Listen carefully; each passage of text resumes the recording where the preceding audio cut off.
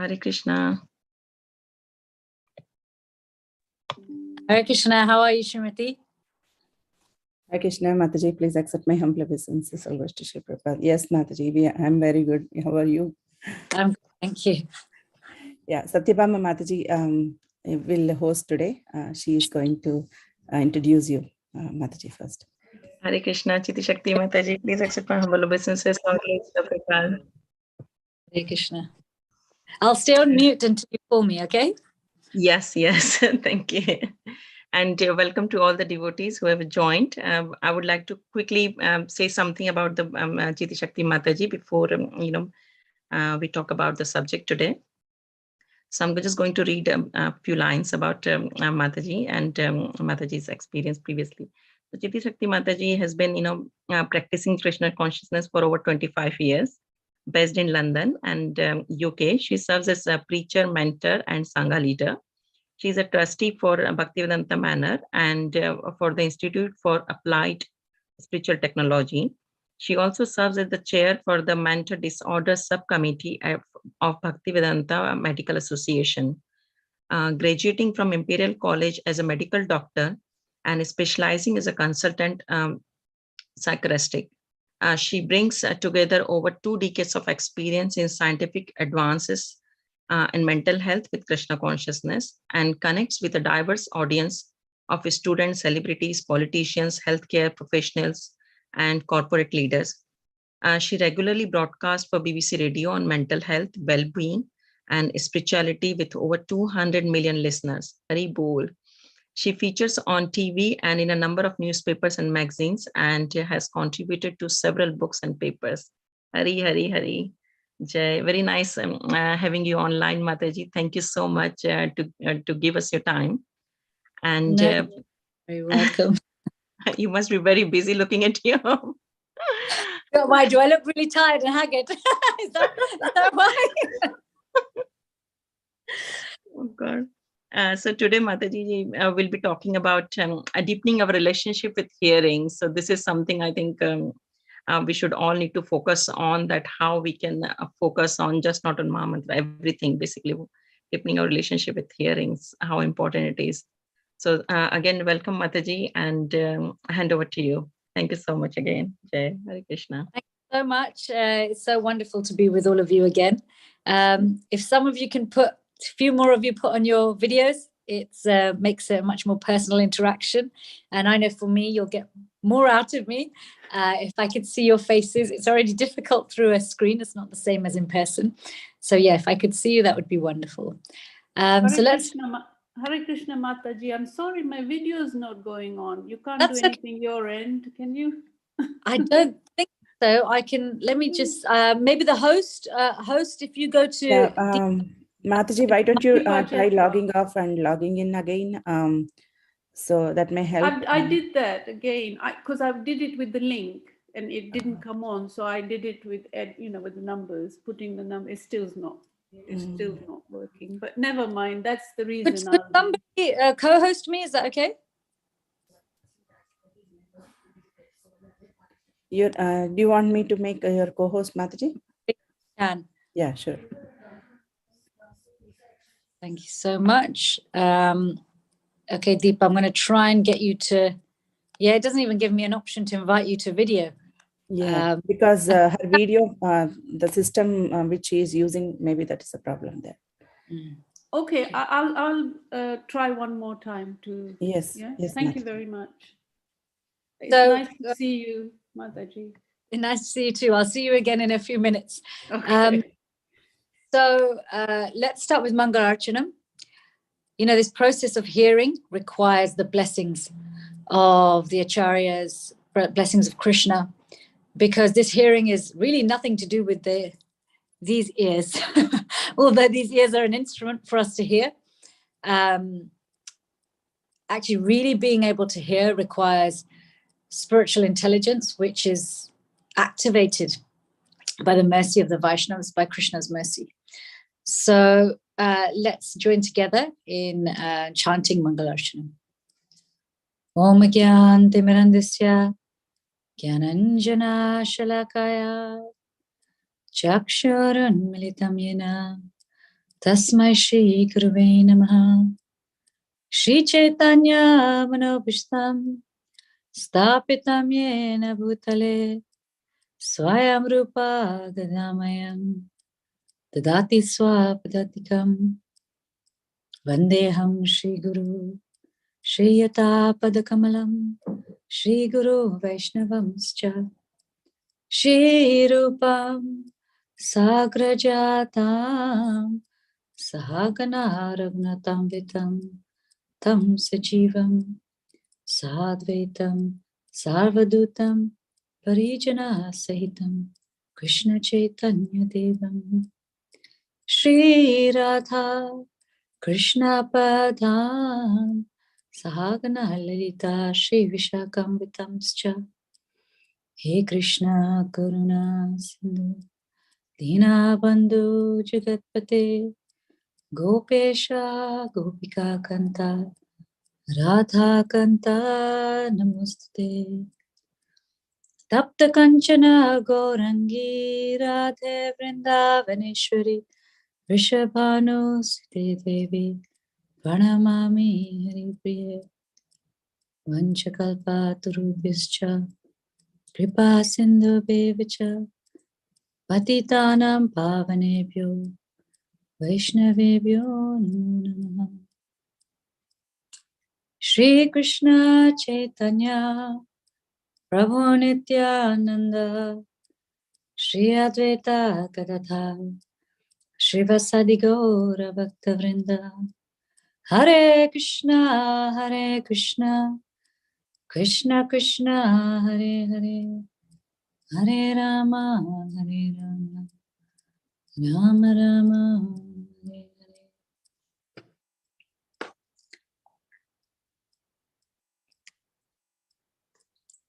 So Srimati and Satyabham, thank you for being on camera. At least I can look at the two of you. I appreciate that. And thank you for having me back. Maybe you guys want to stay off camera so that you can hear better. I don't know. Maybe you really want to dive into this topic. Sukavaha, thank you also for putting on your camera. I do appreciate it. So today's topic, we are exploring deepening our relationship with hearing. Shravanam is the first of the 9 processes of devotional service. And it's first for a reason, because even before chanting, we have to hear about why we should chant, right? Philosophy is important. The philosophy has to come first. Even if, many of us have been on Harinam, and so many people join Harinam. Sometimes people join for fun. Sometimes people join because they're drunk. Outsiders will join Harinam with no knowledge of Krishna consciousness, and they'll chant the holy names. And yes, in reality, they have started their Krishna conscious journey. But to seriously start it, we usually need to hear. And this philosophy is important because first of all, because it helps us to develop some faith. And then as we continue to hear, it also protects us from the outside world, because we see things through Jnana Chakshush, right? The eyes of Shastra. So, because the world continues, just because we've become a devotee, it doesn't mean that the world around us changes. The world around us is the same, but our vision of the world changes. So philosophy protects us from the outside world, but it also attracts us to hearing more about Krishna, right? And also wanting to hear more about Krishna. Then as we hear more about Krishna and also his associates attract us to Krishna even more. Okay, the more we hear, the more we want to hear. And finally, as we develop more attachment for his associates are actually the personalities that attach us to him. So hearing, really good hearing, good quality hearing, requires attention, it requires purpose, and actually it requires a prayerful mood. Because hearing without attention, purpose, and a prayerful mood just ends up can become just an entertaining exercise. And we're talking about deepening our relationship with hearing, both auditory, but also through reading, because reading is a type of hearing. We're still hearing the words of Shastra, but we're just absorbing it, drinking it through our eyes rather than our ears. So hearing is very important. It develops our faith. It increases our knowledge of our relationship with Krishna, the goal of life, the process of how to achieve our relationship with Krishna, Krishna's form, quality, and pastimes. But it also increases our taste for hearing. So the more you hear, I was saying this earlier, the more you hear, the more you want to hear. This is the transcendental nature of everything to do with spiritual life. Not just hearing, but japa, deity worship, prayer, serving the devotees, serving the Lord, surrender. It's all self-fueling. Why? Because it's ever increasing. This is the very nature of spiritual life, is it's ever increasing. Material life is ever decreasing. Right? Prabhupada uses chewing the chewed. Right? We keep chewing the chewed. It's quite trendy. It's been trendy for a long time to chew gum. Right? People chew gum. They keep chewing the chewed. How long do you chew your piece of gum before you throw it away? Isn't it funny that actually the taste of chewing gum goes away quite quickly? I think it's gone actually within a few minutes. Gum manufacturers all over the world try to create gum where the gum flavor lasts as long as possible. I have to say, I think most people just, absent-mindedly just pop gum in their mouth. But if you think about if you've ever chewed gum, either now or when you were a young person, the flavor goes very quickly. And yet we continue to chew, hoping that some more flavor will come. And as we chew more, the flavor just gets worse. It gets more and more bland. And yet we still chew because we want to be active. We want to be engaged. We want to get some rust. We want to get some taste. And eventually we come to a point in our lives where I've been doing the same things all over again and again and again and again. This can't be as good as it gets. And by causeless mercy, Bhakti Devi manifests, appears before us through the desire, through the mercy of a devotee, and we get to hear something. We get to hear something that changes our lives and realizes, oh, there's something else there. There's a transcendental chewing gum where if I chew it, the more I chew it, the sweeter it gets. Amazing, right? Nobody's yet invented that kind of chewing gum that the more you chew it, the more sweeter it gets. But spiritual life is like this. Spiritual life is like this. And there is a particular verse from the Srimad Bhagavatam, first canto, first chapter, verse 19.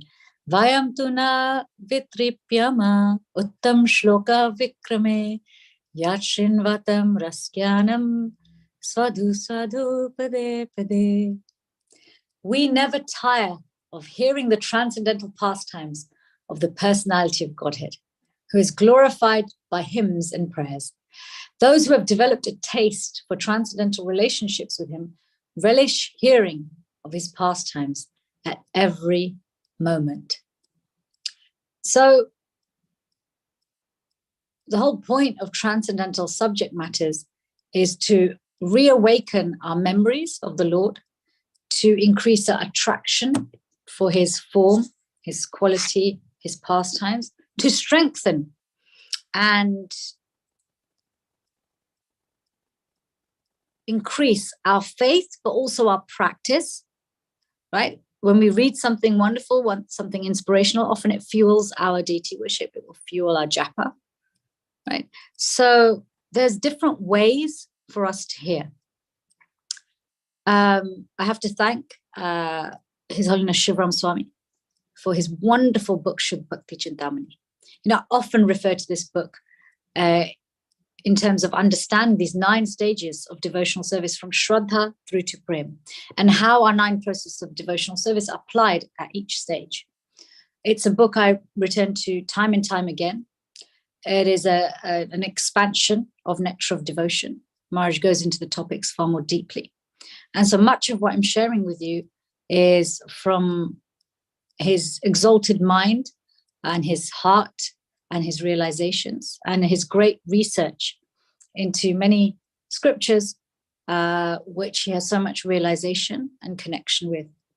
So Maharaj, he gives a lot of detail in Shuddha Bhakti Chintamani, many chapters dedicated to the topic of hearing. But essentially, just like our other process of devotional service, the motive to engage in any of those limbs is different at different stages of devotion. So up until Bhajana Kriya, from Shraddha through to Sadhu Sangha, up to Bhajana Kriya, and until that Bhajana Kriya becomes steady, we hear with a purpose to become regulated, not just regulated in our actual hearing itself, but regulated also in the activities that hearing nourishes. For example, find the inspiration to chant regularly, finding the inspiration to worship in a more regulated way, serve in a more regulated way.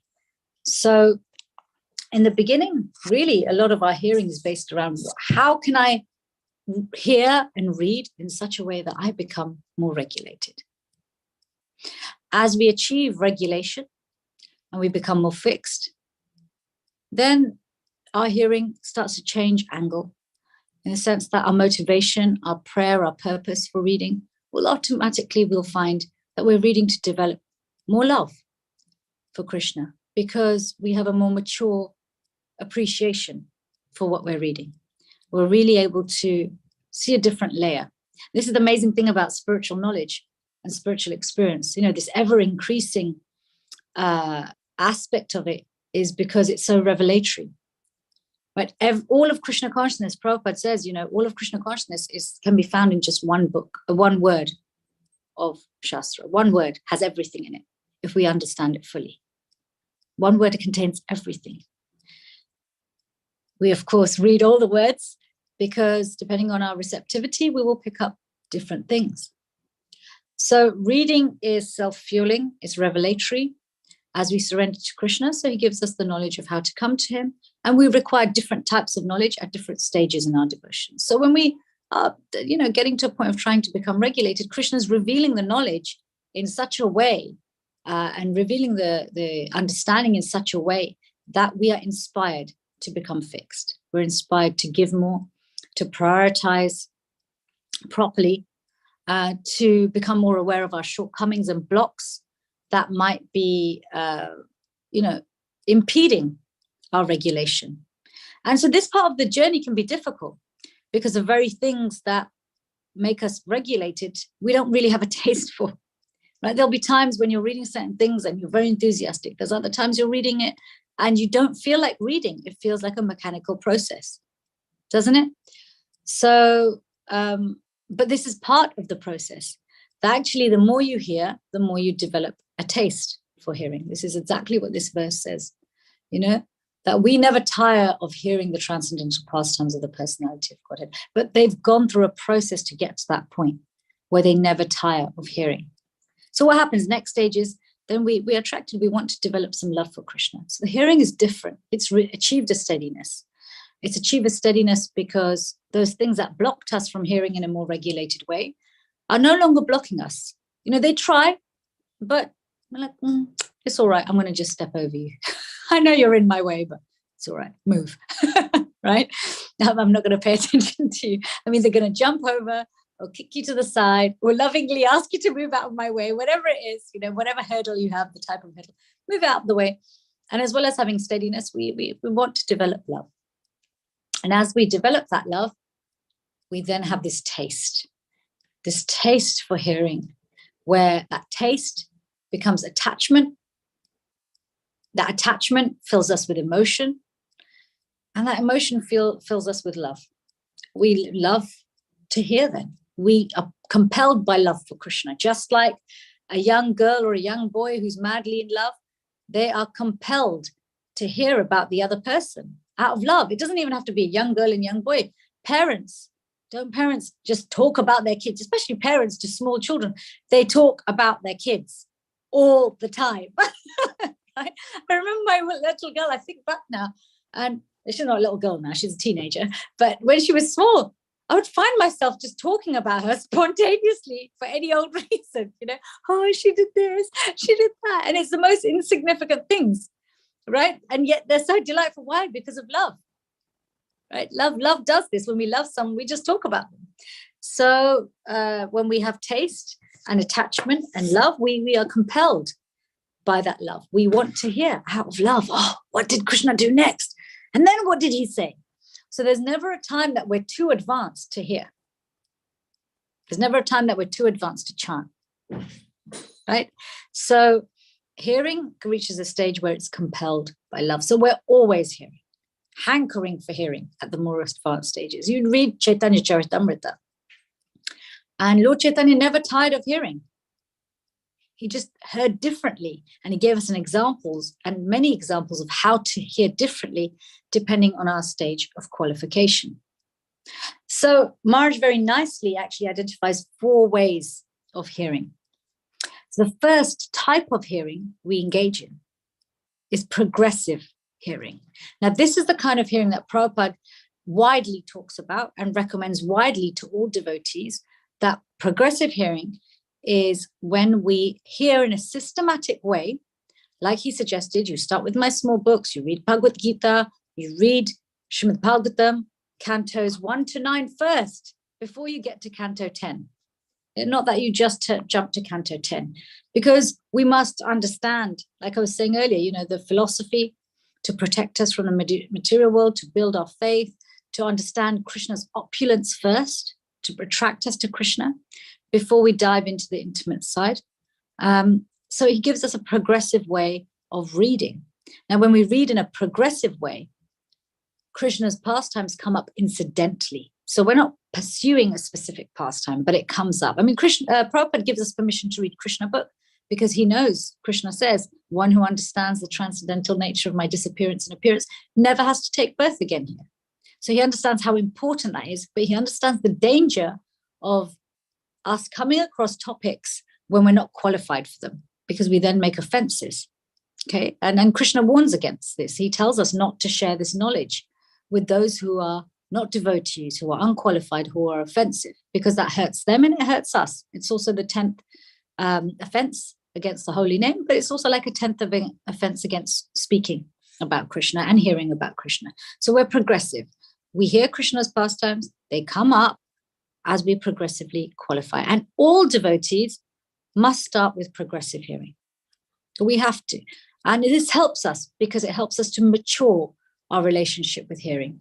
It helps us to then later on, when we get more specific with our hearing, we have a strong foundation because we have the context. Even with books like Bhagavad Gita, I'll often say to new people, I'll say, look, it's a conversation between Krishna and Arjuna. And it's a 45-minute conversation, which actually, if you just read the verses, takes 3 hours to read. However, if you keep stopping after every verse to read the purport, Prabhupada has such an urgency to share Krishna consciousness. He puts so much in his purports that sometimes it disrupts the conversation, and then devotees lose heart with reading the Bhagavad Gita. They feel that they're going too slow, and then they stop. So I often suggest, look, in the first reading, you just read the English verses, the translations. That's it. Get a grasp of what the overall intention and prose and conversation between Arjuna and Krishna is, and also the context of the story. Then when you go back and read everything with purports, you'll have some sense in your mind of where you are in the conversation. So this is progressive hearing. Okay, we can break it down however we want, but generally following Prabhupada's formula, he's formulated something that qualifies us for the next stage of hearing. So after progressive hearing, we then go to purposeful hearing. Now, once we've read everything through once, we may have areas where we think, oh, okay, I really want to know more about this. You might want to know more about cosmology. You might want to know particularly more about, Krishna's pastimes with the cowherd boys, or a particular pastime, maybe Brahma Vimohan Leela. Maybe, and that might direct you to other more books that have been written by the Goswamis, for example, or something may fascinate you. Now, we have to be careful with this. So we may do more purposeful hearing or reading. So you may go to particular classes about a particular topic. Maybe you're preparing for a class. Maybe it's been of great interest. Now, the problem with not being qualified is that if you do that before having read everything, then there's a risk that because you don't understand the context, because you don't have the big picture, you may misinterpret and misquote. Okay, like on the internet now, you can find all sorts of controversies from Shastra, controversies that Prabhupada has seemingly generated by what he said. A lot of this controversy is because these things have been taken out of context. If you read them as part of a whole, it makes sense, right? It makes sense. You can understand what precluded it and what goes after it. Okay, what precludes it and what concludes it. And then it makes more sense. But when devotees kind of just take those statements and they don't have a good overview, then it causes pain, it causes distress, and it can break the devotional creeper because we misinterpret. We misinterpret without a properly qualified spiritual intelligence. So purposeful inquiring about areas of special interest must be careful. Okay, so whether it's preparing for a class or just out of inquisitiveness, is the area I'm going to, will I need extra support in understanding it? Have I got sufficient contextual understanding? We then move to practiced hearing. Now, practiced hearing absolutely requires us to have gone through progressive and purposeful hearing. To do practiced hearing, we must have a mature understanding of Shastra, because with practiced hearing, we are going for specific topics in Krishna's pastimes in such a way that they help us to recall certain pastimes during particular services. So, for example, during the service of deity worship or during our japa. Okay, this is usually taken up at regulated, spontaneous devotional service. We've already got some inkling of some attraction to, like I was saying earlier, Krishna's associates are the ones who ultimately bind us to him. So we may have a particular attraction to a particular rasa, a leela, a personality. And so we dive deeper with the purpose of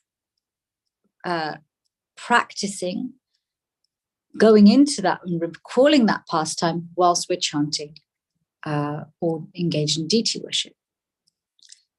Again, it's progressive, and then practiced hearing leads us to purposeful hearing.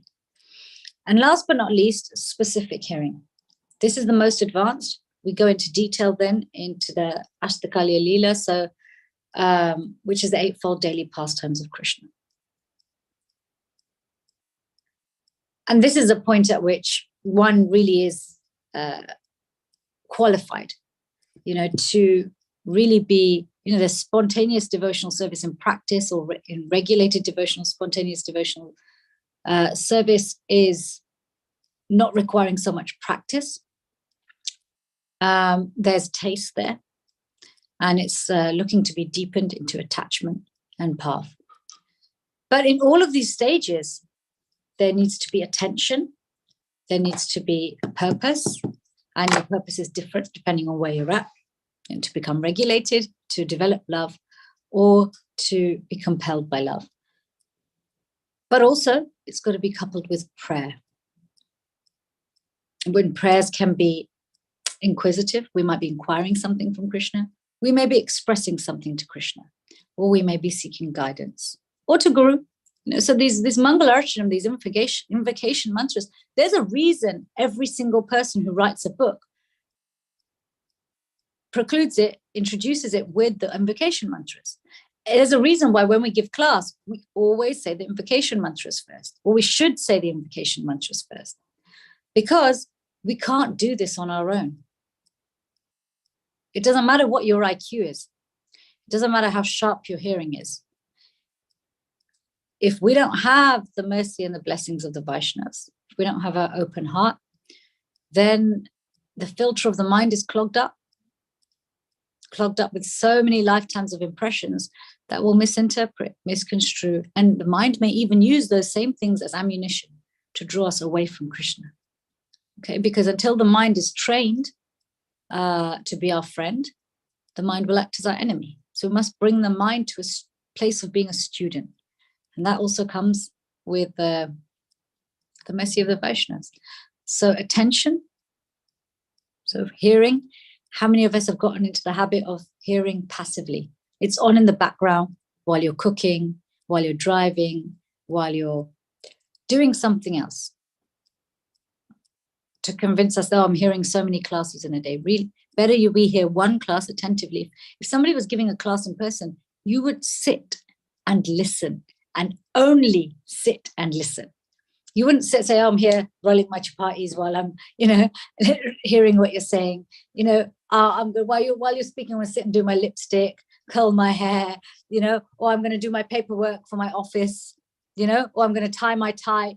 No, if you sit and you just listen, that means your body, all your senses, your mind and your heart are fully engaged. If we have our attention split into different areas at the same time, it's inevitable that we will only pick up certain things. Just like when you're speaking to someone, if they're distracted, how much of what you've said have they heard? Right? So attention is important. Purpose is important. And prayer is important.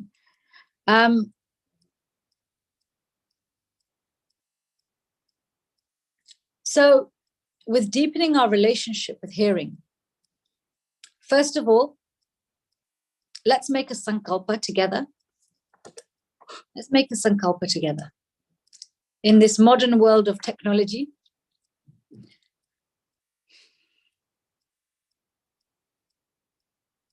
each of us, because we all know what our next natural best step is. First of all, take a measure right now for yourselves. And if you can write it down, that's the most powerful thing. Our senses are paired, sight and writing are paired, sight and touch are paired. So when we see what we're writing, we absorb it in a very profound way. So write it down. Where is your hearing at now in terms of attention? Do you dedicate time each day to just hearing? You're doing nothing else. Just a simple yes or no. Do I have dedicated time solely for hearing every single day?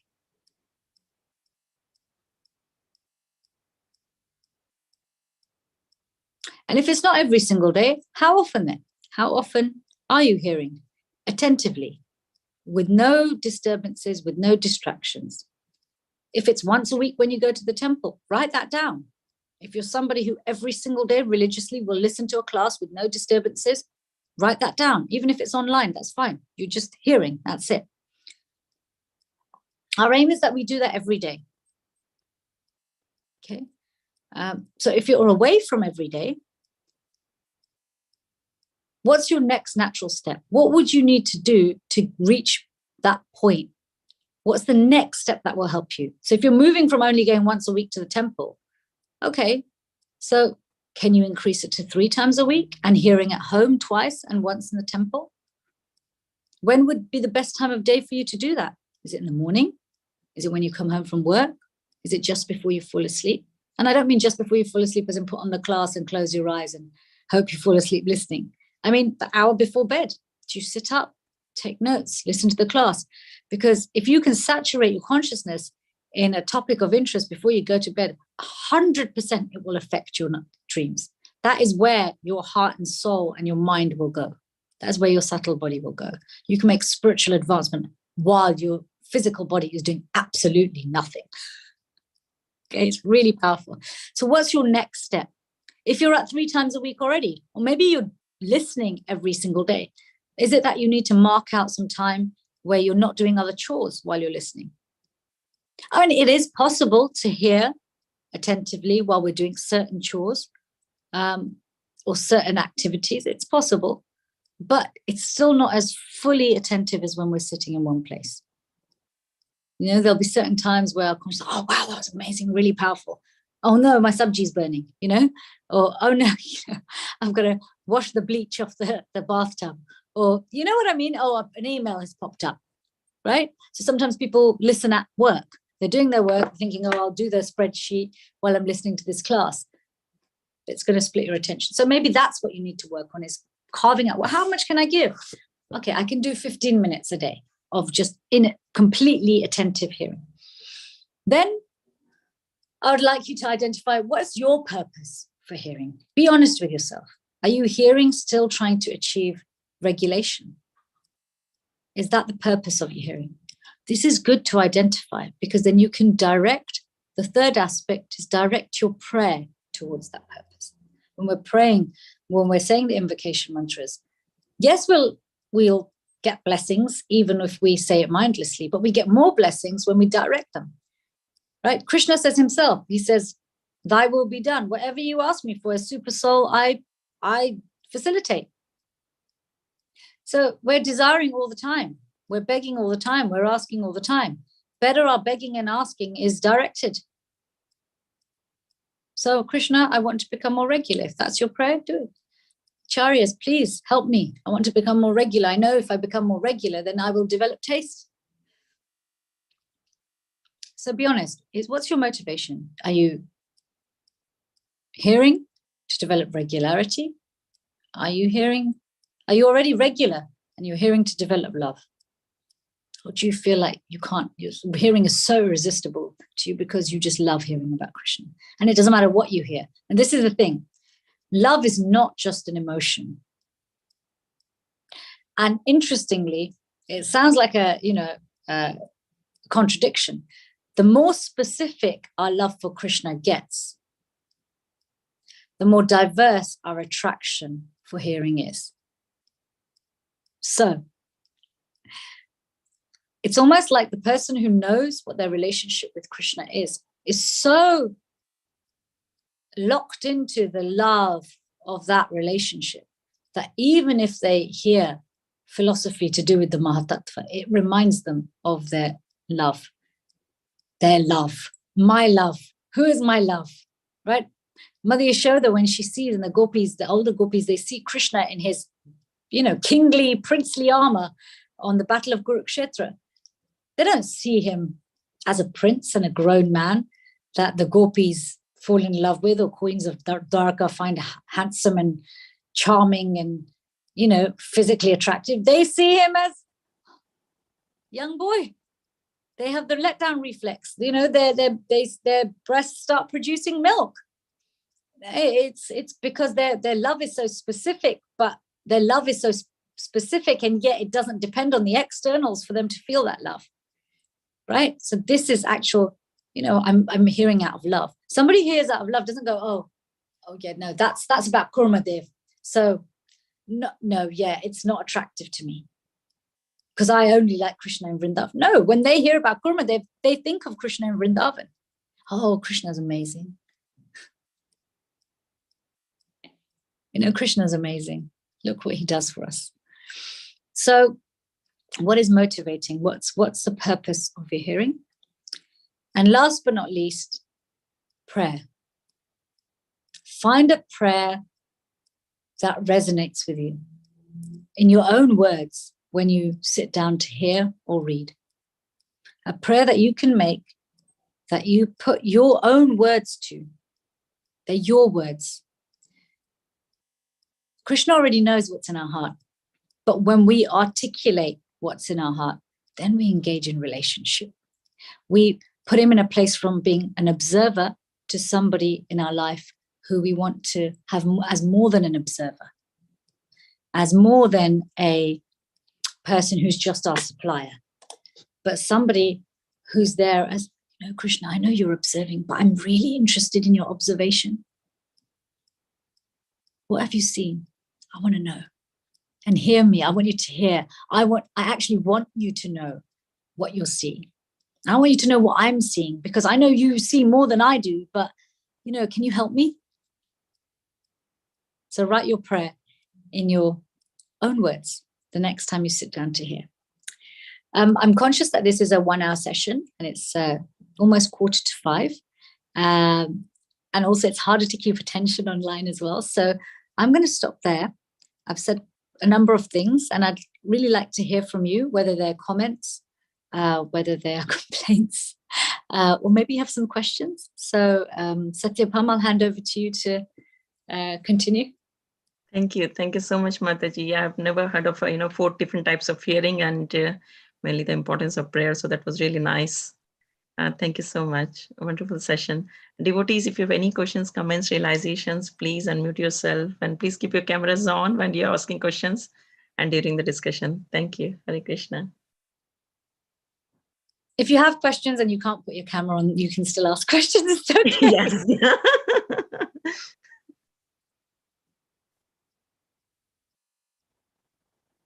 So maybe while we are waiting, Mataji, I have a question. Sure. We'll wait.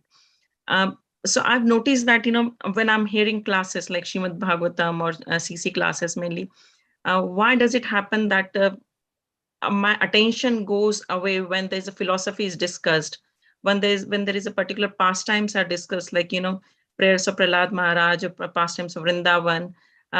You're more focused, you think that you're listening, things are going in your mind. But when the philosophy is discussed, like thinking about, first or second canto of Srimad Bhagavatam, creation and different, incarnations of Lord. So, like Shirodakshay Vishnu, this type of, very deep philosophy what Prabhupada has, described. So many times it just things goes away from my mind. I'm not able to focus and understand. And my mind is so small, like I just feel like I do not understand a single word, what is happening, what is being said. I hear you. Okay. So some people are the opposite. They click with philosophy, but they find it very hard to focus on pastimes. I'll tell you the difference.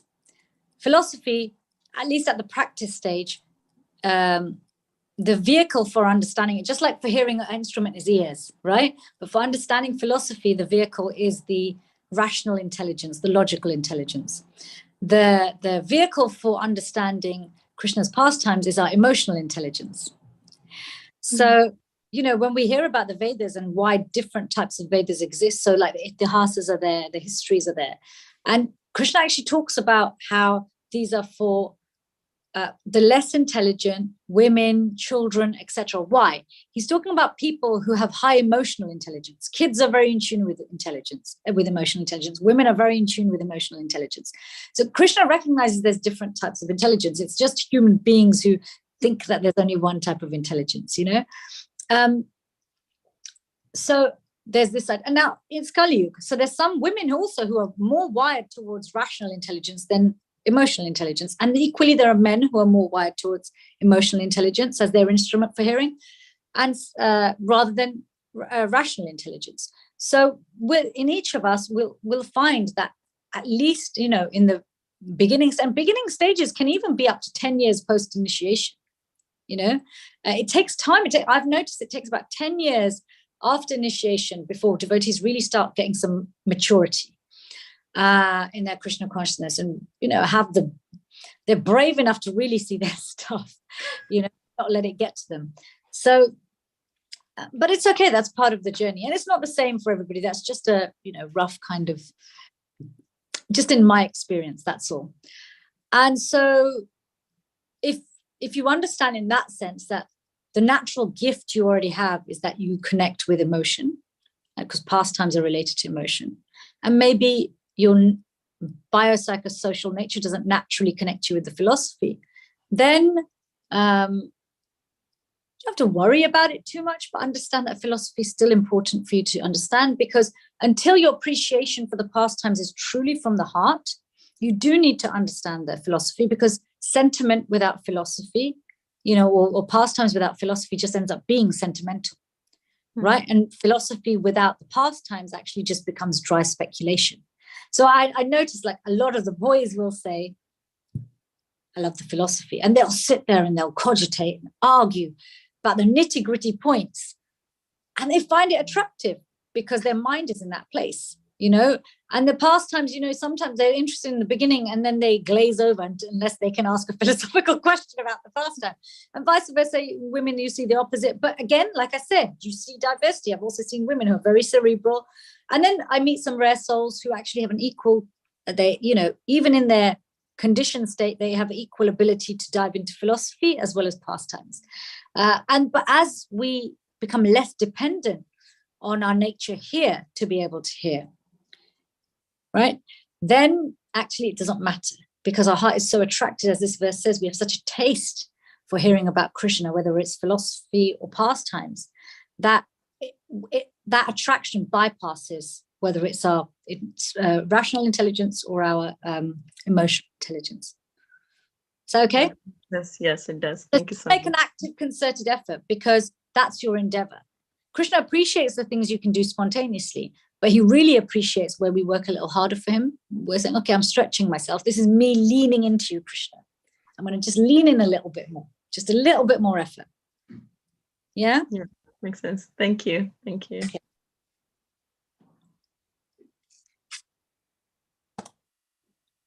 You guys are shy today, or very accepting of what you've heard.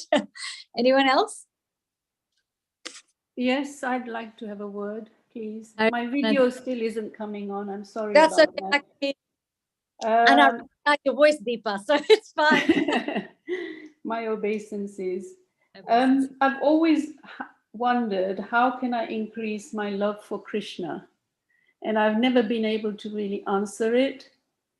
But I think you've answered it for me today, that I just need to not only hear, but even read more, because reading is hearing. So I've got that right, have I? Reading is hearing. Reading is also hearing, but we should do both. Yeah, because... So I just need to do more of it. Yeah, if you're not reading, if you're feeling like, okay, I'll just hear as an alternative to reading, it's not alternative and it's not an either or. They do different things, although they're both forms of hearing.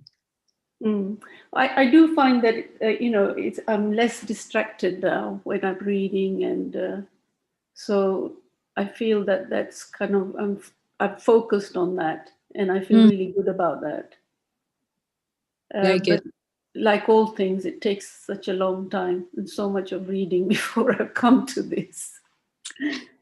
There'll come a point where you'll have so much taste for reading, you'll feel like you don't have enough eyes and ears and time in the day to be able to read and consume everything you want to. You'll have such a taste for it. It will come. Thank you. It'll come because the process works.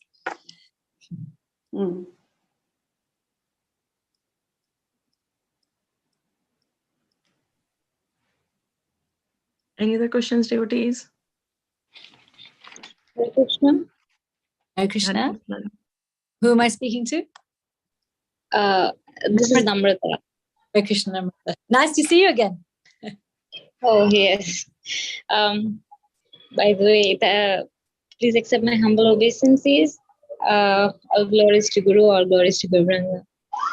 And let me tell you, by your suggestions, I have progressed a lot with developing my relationship with Maharaj also. So thank you very much for that. So wonderful. Yes. So today I just wanted to ask you, I was, my mother, maybe it is a little more related with what Satyabhama Mataji has asked. My mother, she is also, she many times tell me the same thing, that I am not too much about the philosophical aspect of reading, you know. So she likes reading, but she likes specific kind of reading.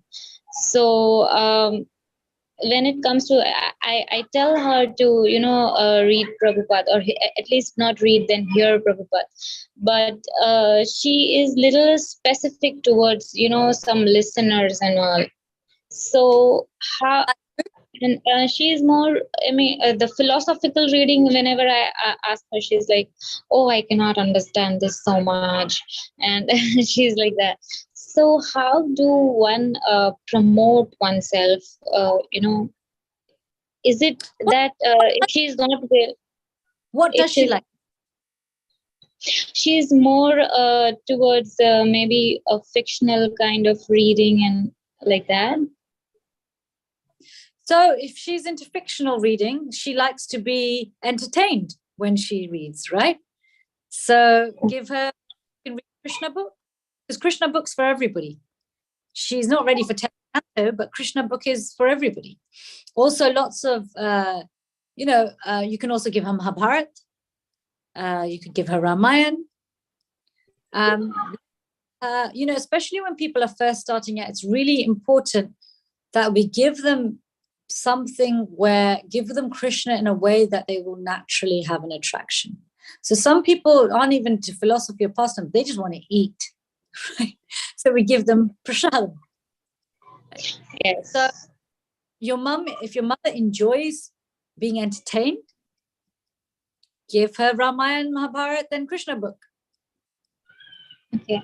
Yeah, she is definitely into bhakti. She likes doing bhakti of Krishna. She's more towards bhajans and kirtans. Okay. So she likes. Yes, she does. She whenever I turn, it's like as she has told me that I don't like so much of philosophical reading. So every time I, turn her towards her taste, like bhajans and kirtans, I engage her in that way, in that aspect. But I was just thinking that is it important for her to even read philosophy if she's not willing to, or rather I should let her be in her comfortable zone, which is bhajans and kirtans. Maybe you can use this as an opportunity to develop your relationship with your mother. Maybe you two can just, when children are growing up, parents often read to the children before bed. As we get older, parents get older, we can read to our parents. So you could read her something like pastime, and in the pastime, after reading it, you can share your philosophical realizations, and she won't even realize you're discussing philosophy. Because even but look, their generation is different. They're very simple-hearted. Probably when they chant with a very clean, pure heart. I'm sure Krishna is receiving it. But progress also requires a certain level of focus and direction and purpose. So maybe you can, even if it's just once a week, say, Mom, I'm going to read to you. And you read her something, some nice pastime. And you can just share with her, I was thinking about this and this is how it helps me in my spiritual life.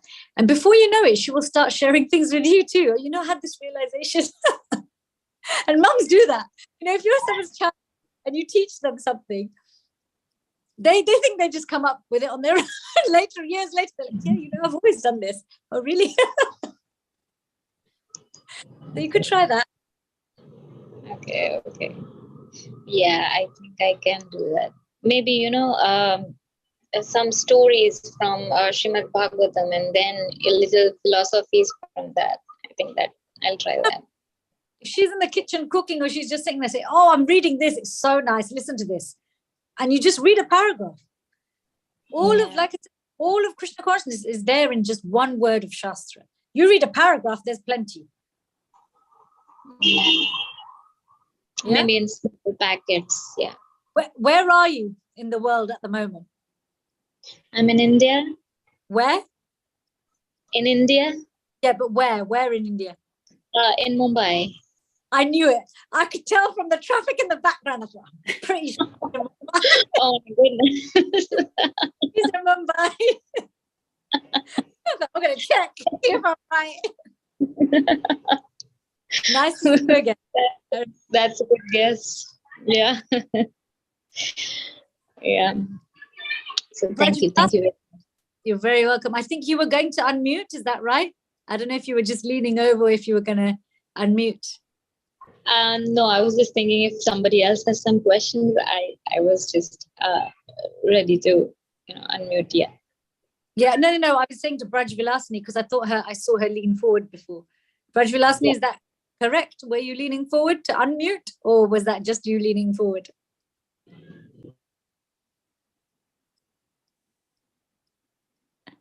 Yes, please go ahead. Yes, yes, Mataji. Please accept my humble obeisance. All glories to Prabhupada and all glories to Guru Maharaj. Mataji, thank you very much. This is like I never heard before. This full kind of hearing process. I really need to improve my hearing because like whenever I'm hearing, I'm always doing my work and I'm always doing something and same thing and hearing and everything. And even the reading, like I'm reading and then something comes up and I get distracted and this and that, So Davya, I catch your point that I have to focus. You have to be like attentively and purposefully and you have to pray. So Mataji, like my question is like, is a specific prayer before you start reading or any like you pray to the Guru Maharaj or any kind, like what kind of a prayer you can pray before you're reading it? So just like I was saying earlier, the invocation mantra is the Mangalarchanam. You can do that, Or you can simply say your Guru Maharaj's Pranam Mantra and Jai Shri Krishna Chaitanya. The point is you connect with the intention behind that prayer, which is to seek blessings. But blessings are directed. So what is it that you wish to gain from your reading when you sit down, or your hearing when you sit down? Is it that you're looking to gain some steadiness? Are you looking to gain some attraction because you're thinking, my God, I'm really tired. Please allow me to be able to focus. Please allow me to be able to make this regular. Are you at a point now where perhaps you're somebody who's at a point where you want to develop love, but you've got to see what is it that you need? Before jumping to wanting to develop love, we have to first see, am I even at a place where I'm regular with my hearing? So what's the intention behind our prayer? What is it that we are asking the Goswamis for? What is it that we're asking Krishna for? What are we asking Guru for? What are we asking Lord Chaitanya for? Okay, good. Yeah, I have really, because my hearing is always never at one place. And as soon as I start picking up my book and reading it, go to sleep. Oh. Yeah. So thank you, Mataji. When you're reading, you could stand up and read. Oh, okay. No, you could try. You could try standing up and reading, even if it's for 10 minutes. Everybody can stand for 10 minutes. We've all stood at bus stops for far longer. So I'm sure you can stand up for 10 minutes to read. Oh, okay. Like who fall asleep when they're sitting down to chant, they make sure they walk around. Okay, definitely. I will try that. Sometimes we just have to do the needful. Whatever we need to do to connect with the process properly. Krishna knows where we're investing energy. Other people might not know. Other people might go, oh, she's standing up for reading, or why is she standing to chant? Because maybe she's in the mode of passion, whatever. No, you do what you need to do. Krishna knows. Everybody else will have perceptions of why you're doing something, but Krishna will see where the endeavor is. Right. With the chanting, I really have sometimes I'm sitting it, I'm trying to sit and chanting it, but sometimes I fall asleep and then I say, okay, I need to get up, start walk around, and then chant, Yeah. And so, yeah. Falling asleep repeatedly, you might want to look at what time of day you're chanting and also whether you're getting enough rest. Those are important. But falling asleep during chanting is an anartha that's also deep-rooted. So if you're falling asleep even when you're fresh and you're well rested and it's early in the morning, then this is also can come from inner anarthas. So then you need to just actually get over that weakness of heart and do the practical things to get you to focus on the chanting. Yeah. So like at the first 1 hour, like 1.5 hours, I can really nicely chanting and not nicely chanting, but then last like half an hour, something like few rounds left. And then I really okay, getting down and then. It's the finish line, right? When you're close to the finish. Right. Yeah. It's finish time. To go. So you need that kind of second. Yeah. Thank you, Mataji. Thank you so much. Hare Krishna. Deepa, you've got your hand up. Yes. Could you say a bit more on love is not just an emotion, please? Yes. So if we look at love is definitely, there's a feeling. And with love, there are also thoughts that are conducive to those feelings. Think about it. When we really love someone or something, it creates a positive psychology about them. Right? They say love is blind, right? When we love, we don't see the faults, right? So Lord Chaitanya and Lord Nityananda, they are famous in Shastra for being the only incarnation of the Lord who does not annihilate demons. But what does Krishna say in the Gita? That whenever there's an increase in irreligion, a loss of religious principles, a loss of piety, I come myself to reestablish religious principles, to please the devotees and to annihilate the demons. However, as Lord Chaitanya, there is no annihilating of demons. The only demons that are around are like Jagai and Madai, which actually today, people like Jagai and Madai, where they live, we live with them, they're our next door neighbors, maybe we've been like Jagai and Madai, right? What do? They give them pure prem, pure love for God. They give them the holy names. So love, although at the core of it, it's rasa, it's emotion, it's feeling, there's a thought component to it, there's an attitude component to it, but there's also an action. But if you have a child and you say, I love you, I love you, I love you in the beginning. Oh, I love you too, mummy.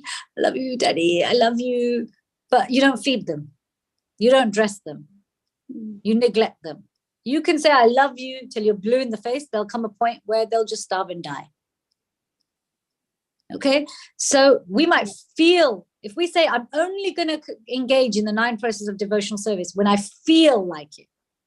That's like saying to Krishna, when I feel just this aspect of love, which actually I'm enjoying myself because I like feeling like this, that's when I'll pay attention to you.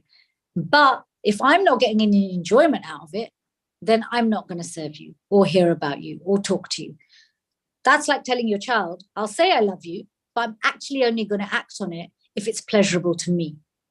Now, can you imagine if we only fed our children when it's pleasing to us? Every child in the world would die, because anybody who's ever raised a child, you know that breastfeeding, bottle feeding, waking up in the middle of the night, you're not thinking, oh, this is so blissful. I love my baby so much. I'm getting so, there's a pleasure there. That pleasure usually comes from the austerity and the super soul being happy, or even fathers. This is not just to mothers. And this is not even just to fathers and mothers, anyone, romantic couples, children to their parents. If you're having to look after elderly parents, or you have a husband or wife that you're serving, you'll know that if you only acted when you felt the emotion of love, your relationships would just fall apart. Okay, if we only met up with our friends when we felt like it, your friendship doesn't last very long. We also meet our friends when they need us, even if it's inconvenient. We also are there for our friends when we're feeling envious. We put our envy aside and we show up. So love is feeling, it's thought, it's attitude, it's intention, but it's also action. Even when the feelings and attitudes may not fit the action, but then the action fuels loving feeling and thought. Is that okay? Yes, very nicely explained. Thank you. So Satyabhama, we've gone over 5 o'clock. So over to you to decide what we do next. Yes. So it's we can never tire of hearing from you. It's so nice every time you give the class, and it's just amazing. I can go on and on for hours. But yes, we can close the call now. Sridevi Mataji, you have something to say? Go on.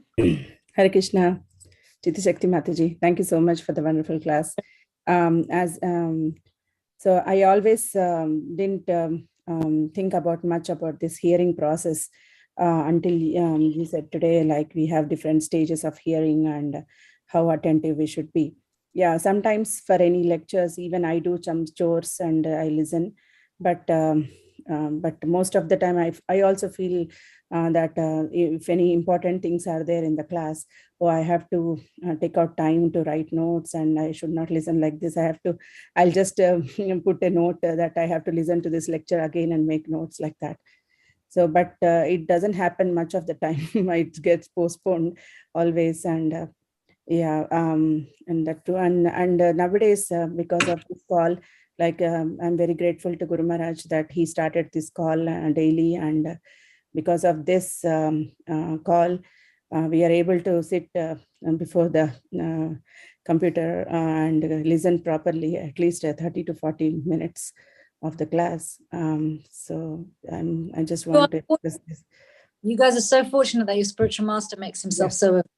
Yes. And that too, we can think about the topic and ask questions, and Guru Maharaj is always available to answer even the silliest question. And how many times you ask the same question, he patiently answers that.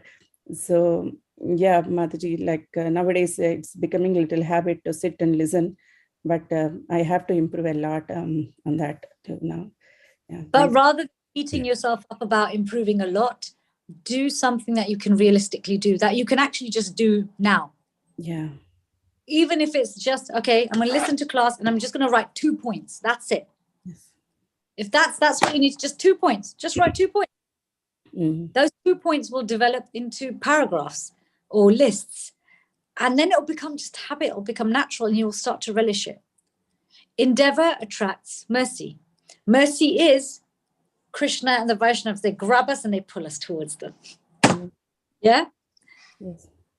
Yes, Mataji. Yeah. Thank you so much. Very nice class. Thank you. Hare Krishna. Thank you so much. Jai. Glories to your service. His Holiness Chandramauli Maharaj ki jai. Jai. Ki jai. Jai. Chiti Sakti Mataji ki jai. Jai. Jai. All You glories. selected very nice So much, topic. Mataji. Have a wonderful week. Hare Krishna. Thank you. Thank you. Hare Krishna. Jai. Thank you, Hare Krishna Thank you. Mataji. Wonderful class. Hare Krishna. Hare Krishna. Thank you for the class. You're welcome. Hari Hari.